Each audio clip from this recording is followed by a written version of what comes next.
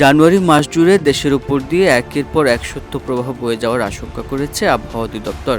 তাপমাত্রা নেমে আসতে পারে 4 ডিগ্রি সেলসিয়াস পর্যন্ত। এর মধ্যে কুয়াশা আর কনকনে ঠান্ডায় বিপর্যস্ত জনজীবন। কনকনে শীত আর ঘন কুয়াশায় ঢেকে গেছে রাজধানী ঢাকা সহ দেশের বিভিন্ন অঞ্চল। 3 জানুয়ারি ভোর থেকে ঘন কুয়াশার কারণে কমে যায় দৃশ্যমানতা। প্রধান সড়কগুলোতে যানবাহন চলাচল করেছে হেডলাইট জ্বালিয়ে। কোথাও কোথাও ব্যাহত হয়েছে সড়ক ও বিমান যোগাযোগ।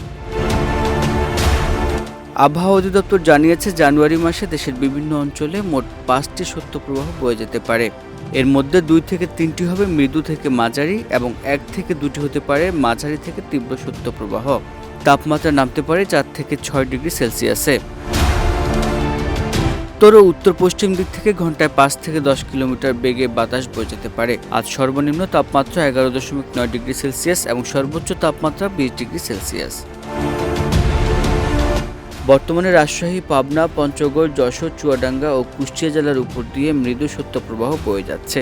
আগামী দিনগুলোতে এই শৈত্যপ্রবাহের প্রভাব আরও বিস্তৃত হতে পারে বলে সতর্ক করেছে আবহাওয়া অফিস।